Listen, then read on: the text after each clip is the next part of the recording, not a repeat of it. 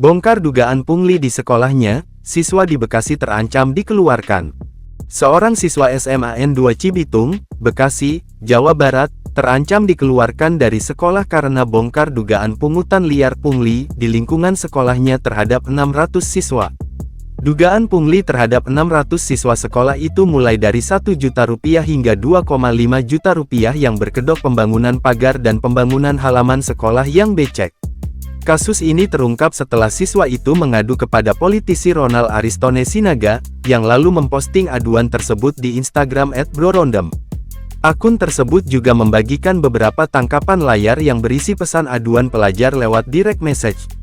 Pelajar itu mengungkapkan, pihak sekolah meminta uang sebesar Rp1 juta sampai Rp2,5 juta kepada 600 pelajar di SMA N2 Cibitung. Dana itu diklaim untuk pembangunan pagar dan bangunan sekolah, tetapi setelah pelajar membayar, proyek tersebut tidak terrealisasi. Siswa tersebut juga mengatakan bahwa pihak sekolah mengancam mereka yang tidak memberikan uang untuk pembangunan pagar dan bangunan tidak akan diberikan kertas ujian akhir semester UAS. Sementara, Humas SMA N2 Cibitung, Nana, membantah dugaan pungli tersebut. Dalihnya, pihak sekolah cuma meminta sumbangan sukarela dari siswa melalui komite sekolah untuk menguruk halaman sekolah yang kerap tergenang air saat hujan.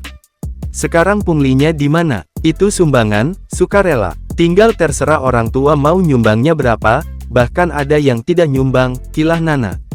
Sementara, pihak sekolah mengatakan, siswa yang melaporkan tersebut bisa dikeluarkan dari sekolah akibat tindakannya yang dianggap melanggar aturan sekolah. Jika siswa itu tidak mematuhi aturan yang ada, ya bukan sekolah yang mengeluarkan. Siswa itu sendiri yang ingin dikeluarkan dengan melanggar aturan itu, ujar Nana.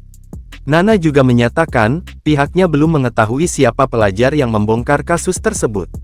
Ya, saya juga kurang tahu siapa pelapornya.